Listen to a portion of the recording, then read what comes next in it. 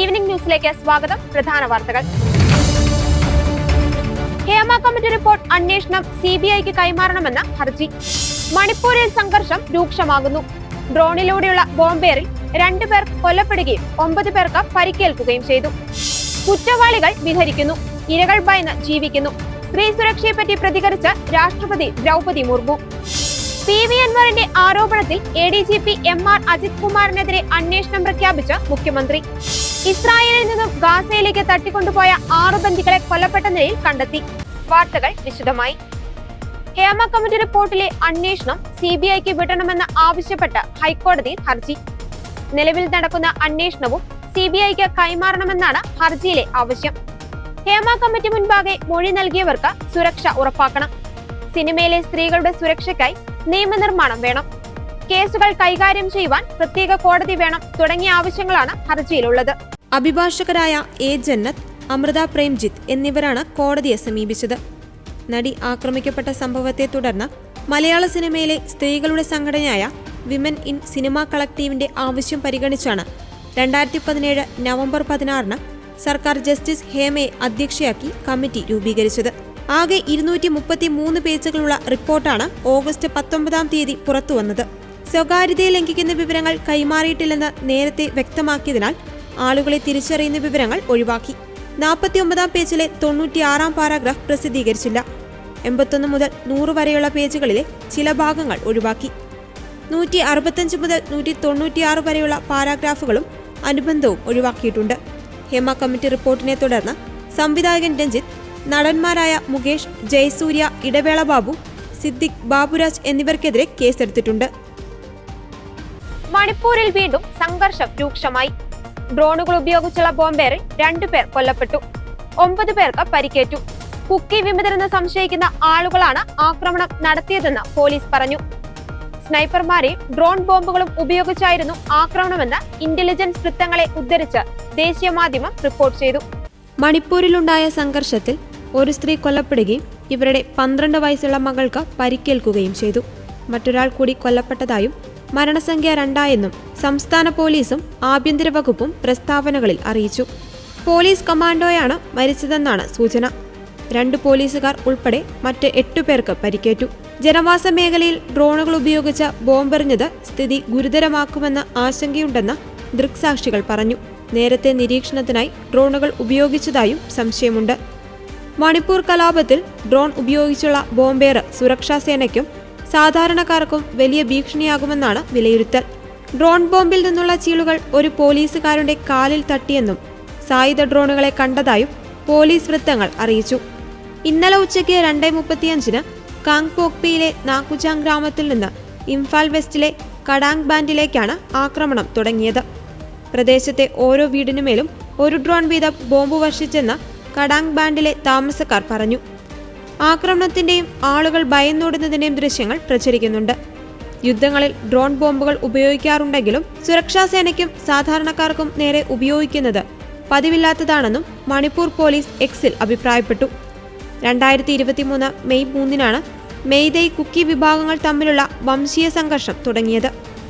മെയ്തേയ് വിഭാഗക്കാർക്ക് പട്ടികവർഗ പദവി നൽകണമെന്ന ആവശ്യം ശക്തമായതാണ് കാരണം. നിരവധി പേർ ഇതുമായി ബന്ധപ്പെട്ട് കൊല്ലപ്പെട്ടു. ആയിരക്കണക്കിന് വീടുകളും കെട്ടിടങ്ങളും അഗ്നിക്കിരയായി. 10,000-കണക്കിന് പ്രദേശവാസികൾ പലായനം ചെയ്തു. യുവതികളെ കൂട്ടബലാത്സംഗത്തിന് ഇരയാക്കി കൊലപ്പെടുത്തിയെന്ന വാർത്തയോടെ മണിപ്പൂർ രാജ്യാന്തര തലത്തിലും ചർച്ചയായി.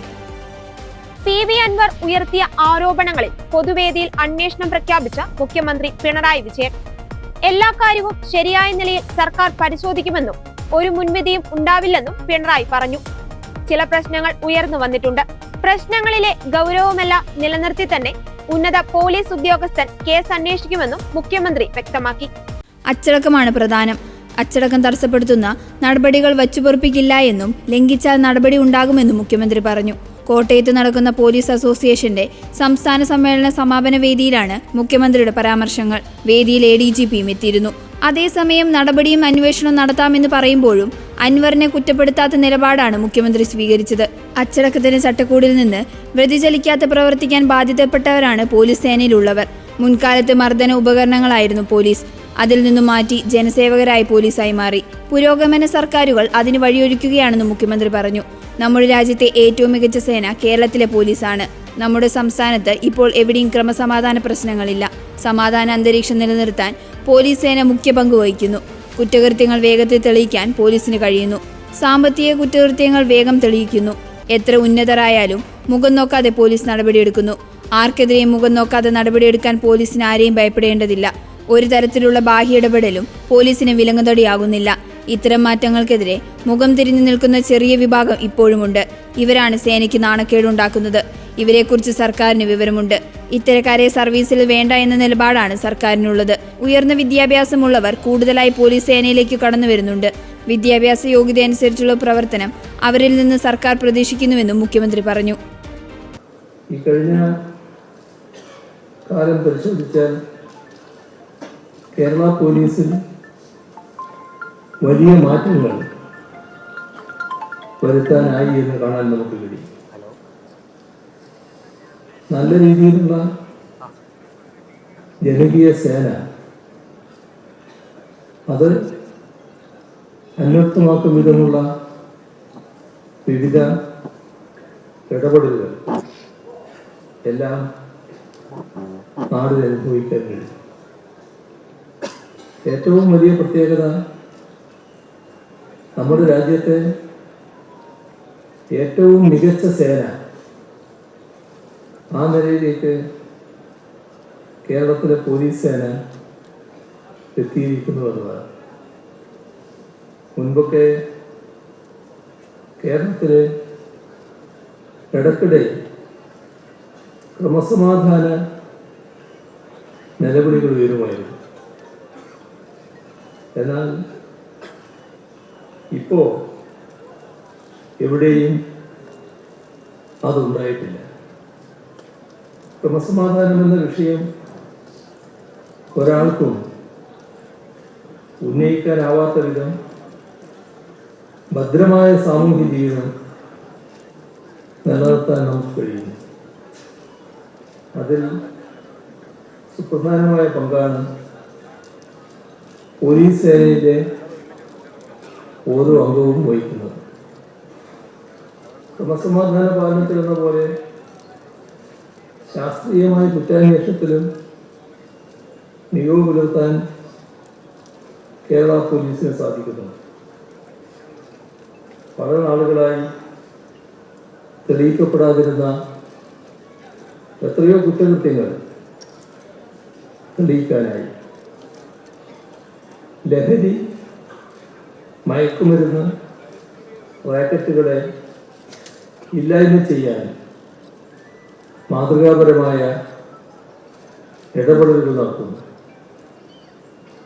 കേരളത്തിന് പുറത്തുള്ള റാക്കറ്റുകളെ വരെ കേരള പോലീസിന് കണ്ടെത്താനാകുന്നു. സാമ്പത്തിക കുറ്റകൃത്യങ്ങളിലും സ്ത്രീകൾക്കും കുട്ടികൾക്കുമെതിരെയുള്ള കുറ്റകൃത്യങ്ങളിലും ശക്തമായ നടപടി സ്വീകരിക്കുന്നു. എത്ര ഉന്നതനാണെങ്കിലും മുഖം നോക്കാതെ നമ്മുടെ പോലീസ് നടപടിയെടുക്കും എന്ന നിലയുണ്ടായിരിക്കുന്നു. വിദേശങ്ങളിൽ പോലും പോയി അതിവിദഗ്ധമായി സൈബർ കേസുകൾ പിടിച്ചെടുക്കാൻ ഈ ഘട്ടത്തിൽ കഴിയുന്നു. ഇത്തരം മാറ്റങ്ങൾക്ക് നേരെ മുഖം തിരിഞ്ഞു നിൽക്കുന്ന ചെറിയൊരു വിഭാഗം ഇപ്പോഴും ഉണ്ട് എന്നത് ഗൗരവമായി കാണുന്നു. ഇത്തരക്കാരുടെ പ്രവർത്തനമാണ് പോലീസ് നേടിയ സൽപ്പേരിനെ കളങ്കപ്പെടുന്നത്. ഒരാൾ ചെയ്യുന്ന തെറ്റ് പലപ്പോഴും സേനക്കാകെ അപമാനം നിർത്തിവെക്കുന്ന നിലയിലേക്ക് എത്തുന്നു. അവരെ സംബന്ധിച്ച് സർക്കാരിന് കൃത്യമായി വിവരങ്ങളുണ്ട്. അത്തരക്കാരെ കേരളത്തിൽ പോലീസ് സേനയിൽ ആവശ്യമില്ല എന്ന നിലപാടാണ് പൊതുവെ സർക്കാരിനുള്ളത്. ഈ കാഴ്ചപ്പാടോടെ ഇത്തരത്തിലുള്ള ഉൾക്കുത്തുകളെ കേരളത്തിൻ്റെ ജനകീയ സേനയിൽ നിന്നും ഒഴിവാക്കാൻ തയ്യാറായിട്ടുണ്ട്. കഴിഞ്ഞ 8 വർഷം എടുത്താൽ ഇത്തരത്തിൽ പുറത്താക്കപ്പെട്ടത് 108 പോലീസ് ഉദ്യോഗസ്ഥരാണ്. അപ്പോൾ ഈ കാര്യത്തിൽ ഒരു വിട്ടുവീഴ്ചയുമില്ലാത്ത നടപടി ഇനിയും തുടരും എന്നാണ് ഈ ഘട്ടത്തിൽ അറിയിക്കുന്നത്. വനിതാ ഡോക്ടറെ ബലാത്സംഗം ചെയ്ത് കൊലപ്പെടുത്തിയ കേസിൽ അറസ്റ്റിലായ സഞ്ജയ് റായുടെ നുണപരിശോധനാ വിശദാംശങ്ങൾ പുറത്തുവന്നു. നുണപരിശോധനയിൽ സഞ്ജയ് നിരപരാധിത്വം തെളിയിച്ചതായി അഭിഭാഷകയായ കവിത ദേശീയ മാധ്യമത്തോട് വെളിപ്പെടുത്തി. നിരപരാധിയായി തന്നെ കള്ളക്കേസിൽ കുടുക്കുകയായിരുന്നുവെന്ന് സഞ്ജയ് പറഞ്ഞതായും അഭിഭാഷക കൂട്ടിച്ചേർത്തു. വനിതാ ഡോക്ടറെ ബലാത്സംഗം ചെയ്ത് കൊലപ്പെടുത്തിയ കേസിൽ നുണപരിശോധനയിൽ 10 ചോദ്യങ്ങളാണ് സഞ്ജയിയോട് CBI ഉദ്യോഗസ്ഥർ ചോദിച്ചത്. കൊലപാതകത്തിന് ശേഷം എന്തെല്ലാം ചെയ്തു എന്ന ചോദ്യത്തിന് താൻ കൊലപാതകം ചെയ്യാത്തതിനാൽ ചോദ്യം അസാധുവായിരുന്നുവെന്നാണ് പ്രതിയുടെ പ്രതികരണം. സെമിനാർ ഹാളിലേക്ക് കടന്നപ്പോൾ അബോധാവസ്ഥയിൽ രക്തത്തിൽ കുളിച്ചു കിടക്കുന്ന വനിതാ ഡോക്ടറെ കണ്ടെന്നും പരിഭ്രാന്തനായി മുറിക്ക് പുറത്തേക്ക് ഓടിയെന്നുമാണ് സഞ്ജയ് റോയ് പറഞ്ഞത്. താൻ നിരപരാധിയാണെങ്കിൽ എന്തുകൊണ്ട് പോലീസിനെ അറിയിച്ചില്ല എന്ന ചോദ്യത്തിന് പറഞ്ഞാൽ ആരും വിശ്വസിക്കുന്നില്ല എന്ന ഭയം തനിക്കുണ്ടായിരുന്നു എന്നായിരുന്നു മറുപടി. അതേസമയം കുറ്റവാളി മറ്റാരെങ്കിലും ആകാമെന്നും അവകാശവാദത്തിലാണ് പ്രതിയുടെ അഭിഭാഷക.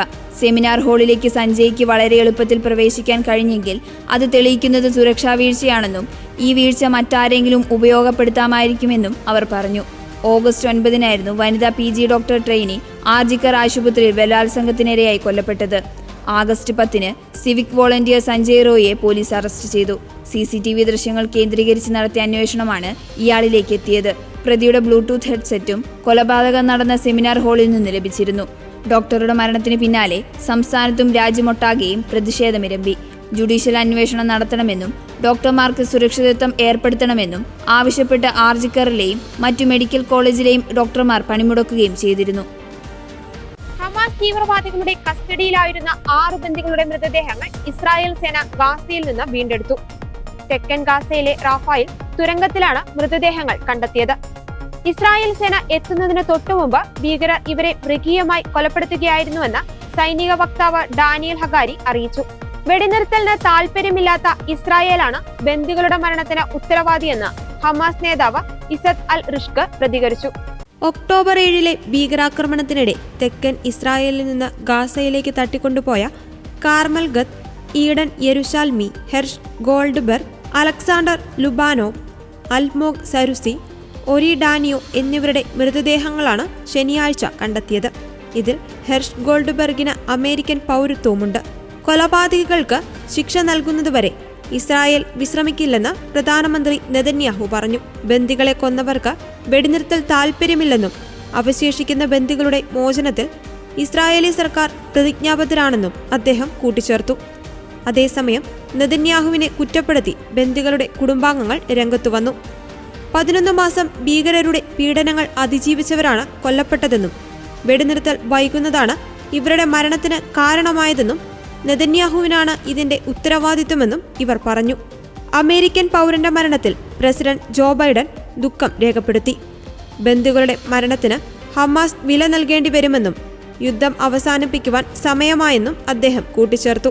ഹമാസിനെ ഉന്മൂലനം ചെയ്യണമെന്ന് വൈസ് പ്രസിഡന്റും ഡെമോക്രാറ്റിക് പാർട്ടിയുടെ പ്രസിഡന്റ് സ്ഥാനാർത്ഥിയുമായ കമല ഹാരിസ് ആവശ്യപ്പെട്ടു. ഹരിയാനയിൽ ബീഫ് കഴിച്ചെന്നാരോപിച്ച് അതിഥി തൊഴിലാളിയെ മർദ്ദിച്ചു കൊന്ന സംഭവത്തിൽ രൂക്ഷ വിമർശനവുമായി രാഹുൽ ഗാന്ധി. വിദ്വേഷം രാഷ്ട്രീയ ആയുധമാക്കി അധികാരത്തിലെത്തിയവർ രാജ്യത്തുടനീളം ഭയം സൃഷ്ടിക്കുന്നു. രാജ്യത്ത് ന്യൂനപക്ഷങ്ങൾക്കെതിരെ തുടർച്ചയായി ആക്രമണങ്ങൾ നടക്കുമ്പോൾ സർക്കാർ നിശബ്ദ കാഴ്ചക്കാരായി നിൽക്കുകയാണെന്ന് BJPക്കെതിരെ രാഹുൽ ആഞ്ഞടിച്ചു. ആൾക്കൂട്ടത്തിന്റെ രൂപത്തിൽ വിദ്വേഷം അഴിച്ചുവിട്ട് നിയമവാഴ്ചയെ വെല്ലുവിളിക്കുകയാണെന്ന് രാഹുൽ വിമർശിച്ചു. ഇത്തരം ആക്രമണങ്ങൾക്കെതിരെ കർശന നടപടിയെടുക്കണം. രാജ്യത്തിന്റെ ഐക്യത്തിനും ഇന്ത്യയുടെ അവകാശങ്ങൾക്കും നേരെയുള്ള ഏതാക്രമണവും ഭരണഘടനയ്ക്കെതിരായ ആക്രമണമാണ്. അത് വെച്ചുപൊറുപ്പിക്കില്ല. BJP എത്ര ശ്രമിച്ചാലും വിദ്വേഷത്തിനെതിരെ ഇന്ത്യയെ ഒന്നിപ്പിക്കാനുള്ള ചരിത്രപരമായ പോരാട്ടത്തിൽ തങ്ങൾ വിജയിക്കുമെന്നും രാഹുൽ ഗാന്ധി കുറിച്ചു. അതിനിടെ ഹരിയാനയിൽ ബീഫ് കഴിച്ചെന്നാരോപിച്ച് അതിഥി തൊഴിലാളിയെ മർദ്ദിച്ചു കൊന്ന സംഭവത്തിൽ അറസ്റ്റിലായവരുടെ എണ്ണം 7 സംഭവത്തിൽ കൂടുതൽ പേർക്കായി തെരച്ചിൽ തുടരുകയാണെന്നും പിടിച്ചെടുത്ത മാംസം പരിശോധിച്ചെന്നും പോലീസ് പറഞ്ഞു. കഴിഞ്ഞ മാസം 27-നാണ് ബംഗാൾ സ്വദേശിയായ യുവാവ് കൊല്ലപ്പെട്ടത്. ഹരിയാനയിലാണ് ബീഫ് കഴിച്ചെന്നാരോപിച്ച് യുവാവിനെ ക്രൂരമായി മർദ്ദിച്ചു കൊലപ്പെടുത്തിയത്. ബംഗാൾ സ്വദേശിയായ സാബിർ മാലിക്കാണ് കൊല്ലപ്പെട്ടത്. ആക്രി പെറുക്കി ജീവിക്കുന്ന ആളാണ് സാബിർ. ജോലിക്കായി പോകുന്നതിനിടെ ആൾക്കൂട്ടം തടഞ്ഞു നിർത്തുകയും ബീഫ് കഴിച്ചുവെന്ന് ആരോപിച്ച് മർദ്ദിക്കുകയുമായിരുന്നു. സാബിറിന്റെ സുഹൃത്തായ അസം സ്വദേശിക്കും ആക്രമണത്തിൽ ഗുരുതരമായി പരിക്കേറ്റു. സംഭവം വിവാദമായതോടെ പ്രായപൂർത്തിയാവാത്ത 2 പേരടക്കം 7 പേരെ പോലീസ് പിടികൂടി. സാബിറിന്റെ വീട്ടിൽ നിന്നും കണ്ടെത്തിയ മാംസം പരിശോധനയ്ക്കായി അയച്ചു. സാബിറിന്റെ മൃതദേഹം പോസ്റ്റ്മോർട്ടത്തിന് ശേഷം ബംഗാളിലേക്ക് കൊണ്ടുപോയി. കുറ്റകൃത്യങ്ങൾക്ക് ഇരയാകുന്ന സ്ത്രീകൾക്ക് സമൂഹത്തിന്റെ പിന്തുണ ഇല്ലാത്തത് ആശങ്കാജനകമാണെന്ന് രാഷ്ട്രപതി ദ്രൗപദി മുർമു. സ്ത്രീകൾക്കെതിരായ അതിക്രമങ്ങൾക്കെതിരെ രാജ്യമെമ്പാടും പ്രതിഷേധം ഉയരുന്നതിനിടയിലാണ് രാഷ്ട്രപതിയുടെ വാക്കുകൾ. സുപ്രീം കോടതിയുടെ 75-ാം വാർഷികാഘോഷത്തിന്റെ ഭാഗമായുള്ള ജില്ലാ ജുഡീഷ്യറി ദേശീയ സമ്മേളനത്തിന്റെ സമാപന പ്രസംഗത്തിലായിരുന്നു വിമർശനം. കൊൽക്കത്തയിലെ ആശുപത്രിയിൽ ജൂനിയർ വനിതാ ഡോക്ടറെ ബലാത്സംഗം ചെയ്ത് കൊലപ്പെടുത്തിയതും മലയാള സിനിമാ മേഖലയിലെ ലൈംഗിക പീഡനത്തിനും ബലാത്സംഗത്തിനും കേസുകൾ രജിസ്റ്റർ ചെയ്യുന്നതും രാജ്യത്തെ സ്ത്രീ സുരക്ഷയെക്കുറിച്ച് ആശങ്കയുയർത്തുന്ന പശ്ചാത്തലത്തിലാണ് രാഷ്ട്രപതിയുടെ വാക്കുകൾ. കഴിഞ്ഞ ദിവസവും രാഷ്ട്രപതി സമാനമായ പ്രതികരണം നടത്തിയിരുന്നു. കൊൽക്കത്തയിലെ ആർജിക്കർ ആശുപത്രിയിലെ വനിതാ ഡോക്ടറെ ബലാത്സംഗം ചെയ്ത് കൊലപ്പെടുത്തിയ സംഭവം പരിഭ്രമവും പരിഭ്രാന്തിയും സൃഷ്ടിക്കുന്നു എന്നായിരുന്നു ദ്രൗപദി മുർമു പറഞ്ഞത്. കുറ്റകൃത്യം ചെയ്ത ശേഷം കുറ്റവാളികൾ നമ്മുടെ സമൂഹത്തിൽ നിർഭയം ജീവിക്കുന്നത് ദുഃഖകരമാണ്. കുറ്റകൃത്യങ്ങളുടെ ഇരയാകുന്നവരാകട്ടെ ഭയന്നു ജീവിക്കുന്നു. ഇരകളായ സ്ത്രീകളുടെ അവസ്ഥ കൂടുതൽ മോശമാണ്. സമൂഹം അവരെ പിന്തുണയ്ക്കുന്നില്ല. സമീപകാലത്ത് ഭരണ സംവിധാനം, അടിസ്ഥാന സൗകര്യങ്ങൾ, മാനുഷ്യശേഷി എന്നിവയിൽ പുരോഗതിയുണ്ടായി. എന്നാൽ ഈ മേഖലയിലെല്ലാം ഇനിയുമേറെ ചെയ്യാനുണ്ട്. പരിഷ്കാരത്തിന്റെ എല്ലാ തലങ്ങളിലും ദ്രുതഗതിയിലുള്ള പുരോഗതി വേണം. സമീപ വർഷങ്ങളിൽ തിരഞ്ഞെടുപ്പ് സമിതികളിൽ സ്ത്രീകളുടെ എണ്ണം വർദ്ധിച്ചത് സന്തോഷകരമാണെന്നും രാഷ്ട്രപതി പറഞ്ഞു. സ്ത്രീകളെ കഴിവില്ലാത്തവരും ബുദ്ധിയും ശക്തിയും ഇല്ലാത്തവരായും ചിലർ കാണുന്നു. സ്ത്രീകളെ കേവലം ഉപഭോഗ വസ്തു മാത്രമായാണ് ചിലർ കാണുന്നത്. സ്ത്രീകളുടെ ഉയർച്ച തടയുന്നത് അനുവദിക്കില്ലെന്നും രാഷ്ട്രപതി പറഞ്ഞു.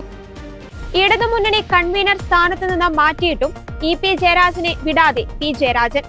EPക്കെതിരായ റിസോർട്ട് വിവാദത്തിലും അനധികൃത സ്വത്ത് സമ്പാദന പരാതിയിലും എന്ത് നടപടി എടുത്തെന്നായിരുന്നു സംസ്ഥാന സമിതിയിൽ P ജയരാജന്റെ ചോദ്യം.